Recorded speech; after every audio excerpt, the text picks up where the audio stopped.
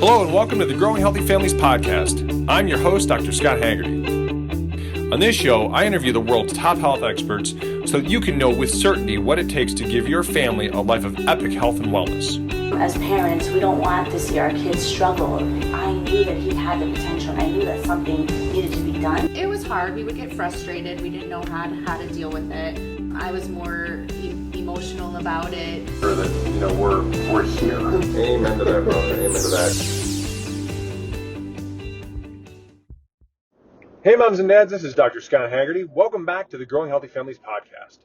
So, moms and dads, I wanted to talk to you about something here that I use a lot in my practice, but I think is something that probably needs a lot more understanding from your perspective in terms of things that you can utilize to have a better understanding of where your nervous system is able to adapt to the common stressors that you see on a day-to-day basis. And let me pre-frame this. So many times we talk about stress in the context of I'm stressed. But, neurologically and physiologically, stress is a response. When we get into a state of stress, right, you hear about like adrenal fatigue and things like that and cortisol. And when your brain perceives something as a stressor, whether it's a chemical stressor, a physical stressor, an emotional stressor, anytime that our brain is in a state of stress, then it creates this chemical and neurological cascade where it turns on this fight or flight response. And, one of the keys to us having a great quality of life is a sustained ability to adapt to the stress that we live with on a daily basis.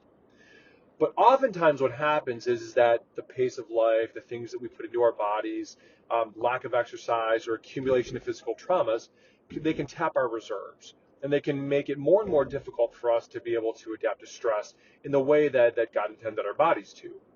And one of the measures that I really like to use is this concept of what's called a heart rate variability. And heart rate variability is something that it's pretty universally used throughout all realms of healthcare. If you go into neurology, exercise phys, cardiology, chiropractic, you'll find that HRVs are used very widely. Now, for different purposes. So, in an exercise setting, they'll use it to see as a person in a state of good recovery. Neurology, they'll use it very similarly to the way that you will in my office. Is the brain living in a state of this sustained fight or flight response? Because it's well known throughout all forms of healthcare that the brain and the body cannot function well if the fight or flight system isn't shutting off and balancing with the parasympathetic rest and digest system. Because the autonomics regulate how well we recover, how well we adapt to all the things that we encounter in our life, not just emotionally, but also physiologically. There's effects from everything ranging from inability to properly process and digest foods to emotional regulation issues to in kids things like sensory processing and focus and attention issues. Sustained fight or flight states will affect our sleep quality, our ability to be productive at work. It'll affect our emotions because the fight or flight system will drive harder our emotional systems.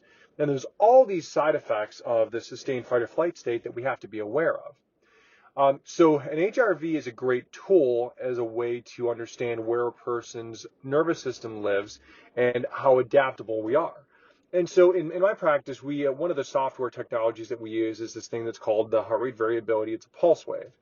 And we use it so we can get baselines and then track how a person's nervous system adapts to stressors over time. But one of the things that I use it for on a more regular basis when I'm taking care of patients is we use it as a tracking tool to measure how adaptable or even in cases where there's losses of adaptability in a person's nervous system, then try to track down where that comes from.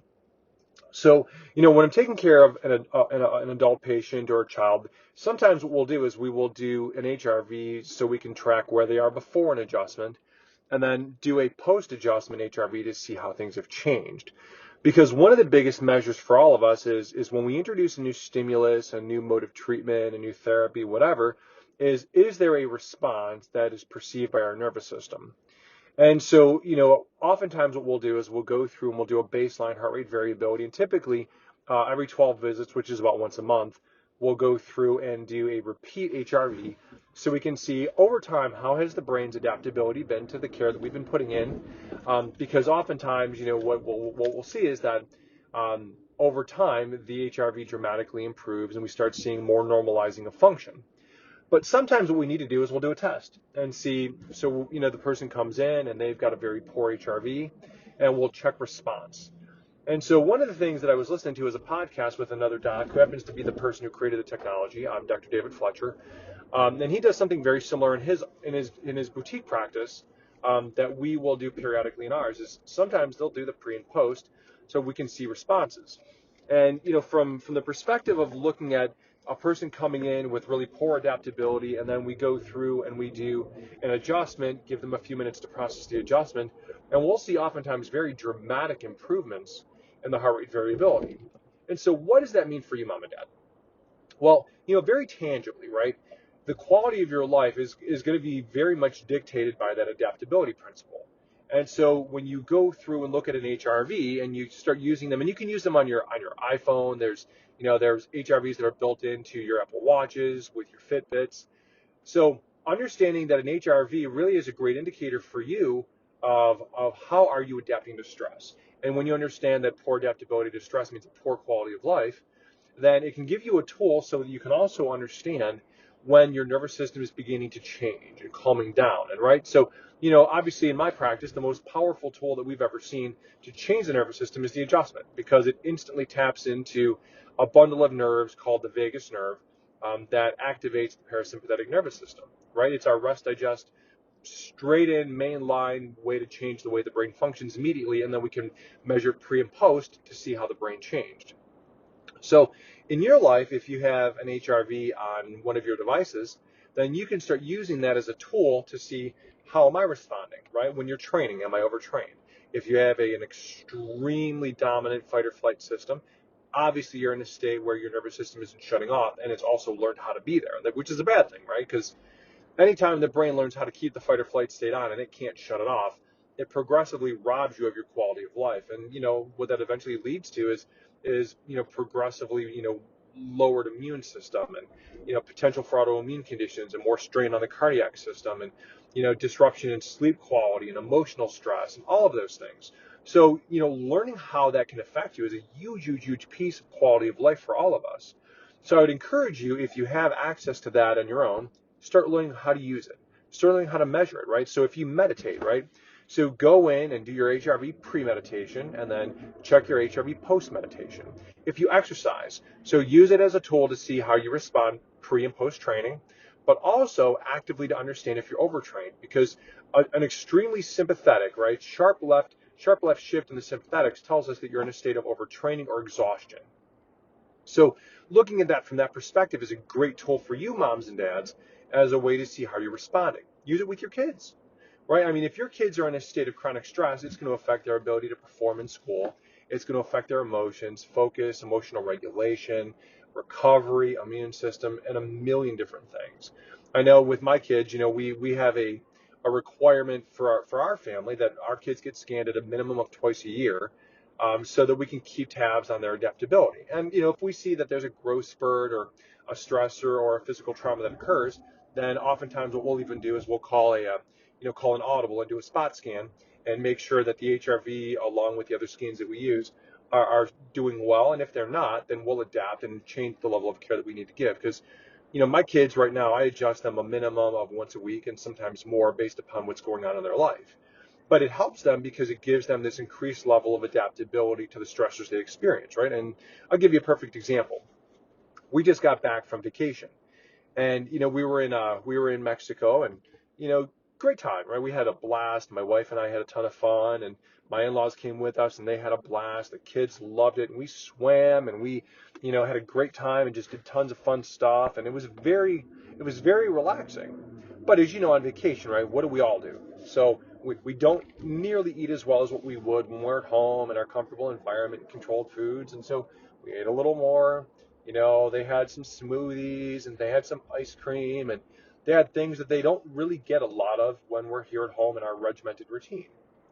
So, when my kids came back, they required more adjusting, and they got adjusted while they were there, right? Because different beds. But, when we got back, the accumulation of some of those things required that we had to adjust them more. And of course, checking their scans too, they'd gone down a little bit. So knowing that the scans were going to be affected by this, and not that the vacation's a bad thing because they needed it, right? Time for family bonding, and us to be able to connect and hang out and just enjoy each other's company, and for my wife and I and my in-laws to just disconnect from the day-to-day life stress. It was great. So, but obviously the stress or the chemical stress environment, and then the change in beds and routines and all of those things, then they had their impacts. And so my kids were more subluxated, so they needed more care, and my wife and I were more subluxated, and we needed more care, and my in-laws were, and so as great as vacation was, there was a definite stress component to us that affected us because of the accumulation of the things that I just mentioned. But having access to a tool like heart rate variability and the other scans that we use in our office gives us an insight to understand when the stress is starting to accumulate, and then in your own life, moms and dads, when you need to look at what do I need to do to change this equation, to calm my nervous system down so that I can get my quality of life back on track. And whether it means you need to exercise more, or you need to clean up your diet, or you need to get adjusted more, whatever it means for you, it's these little tools that you can utilize that, I mean, honestly, moms and dads, granted, the specificity and complexity of the tools that you can get for your iPhone or for your Fitbit aren't going to be the same as what you're going to get in a clinical setting, but they're still very valuable because they're going to give you a lot of great information about how well you're doing from the balance of your stress. Because, I mean, moms and dads, it's universally known in all forms of healthcare that your autonomic nervous system is your brain's master control for output, right? Like it controls how well you're able to live life. If your parasympathetics are working as they should, right? We have this consistent state of growth, development, healing, recuperation, management, because our parasympathetic nervous system is our management system. It's what controls recovery, digestion, motility, immune function, and then the sympathetics are fight or flight. And the fight or flight response should always be a short-term response, not sustained. But the brain can oftentimes be trained to be in a sustained fight or flight state, right? And listen, there can be a million different reasons that this can happen, right? Like if you're, in a situation in your home where there's tons of ongoing stress, and there's emotional stuff that we can't sometimes shut off. Maybe our diet is bad, or we're not getting enough exercise, whatever it might be. It's these little things that can be such significant stressors that they can put our nervous system on overdrive, and we can't shut off the sympathetics like we should. Here's a really important rule. You cannot be in growth and protection at the same time. Your brain is literally built so that the wiring of your nervous system is so strong that when the fight or flight system goes on, it has to kick down and off the parasympathetic system. They cannot work in concert with one another. So it's necessary that we find tools to help to switch our brain's balance point back on. So for us, we use adjustments because we know that the immediate effect of an adjustment is it stimulates the parasympathetics, and it automatically helps the brain to rebalance. And over time, it builds more and more and more adaptability. And then, of course, we start looking at the other factors that we can control. So then we start adding in the lifestyle factors because, sometimes what has to happen is you literally have to do a pattern interrupt where the adjustment can force on the parasympathetics, and then we can start implementing lifestyle changes that will help then over time to supplement what we're doing with the adjustment, which is rebalancing the brain and the nervous system and rebuilding that adaptability. But because we live in a state where certain things are out of our control, then we have to then look at more strategies to help to be aware of when do you need to spend more time emphasizing diet. When do you need to spend more time looking at relaxation strategies like meditation, or doing softwares like Brain Tap to help to make your brain more adaptable? Or, do you need neurofeedback, or do you need to do more yoga? What are those things? Or, when do you need to learn new strategies to adapt to the stressors in your home or your life? Oftentimes it's these things that we see on a regular basis that dramatically affect our brain's adaptability to the common stressors that we're in. And if we can have an increased awareness, then it helps us to go and take back ownership of our health. So moms and dads, I know that I threw a lot into this today, and I hope this was helpful. If it was, then do me a favor. I want to hear your comments and your feedback on it. I want to know if this was something that gave you value. So what I'd like you to do is make sure that when you listen to this episode, I want you to, number one, wherever you're listening, whether it's Apple, iTunes, or it's on an Android device, I want you to do us a favor and go to wherever you're listening to it, and I want you to rate us. I want you to review us, and I want you to subscribe so that you can get more content like this. everything that we do is about helping to give you and your family the information necessary so that you can live a life of epic health and wellness. So make sure that you tell us what you're thinking, tell us how we're doing, let us know what other information that we can provide for you, because the goal of everything that we're doing now is to get the world's top health experts, to give practical daily advice, to bring content to you that is going to improve your life, your adaptability, and so that your family can live the life that God intended you all to. So do me a favor, guys. Again, like I asked, make sure that we subscribe to the podcast and give us your feedback. Let us know what we can do. If you're on Facebook, go check us out. We've got our Growing Healthy Families Facebook page where we always have all of our new episodes listed, and we're putting more and more content on there constantly. So if you have more specific questions too, you can shoot us a message. If there's episodes you want to see, shoot us a DM right through the Growing Healthy Families page too, and we'll be more than happy to get the content developed ASAP. And there's lots more great episodes coming up here with lots more health experts and great daily tips that we'll be providing as well. Okay, this is Dr. Scott. God bless you guys. Be elite. Thank you for listening to the Growing Healthy Families podcast, the world's #1 source for health education. Make sure to go to iTunes or wherever you listen to podcasts and give us a review.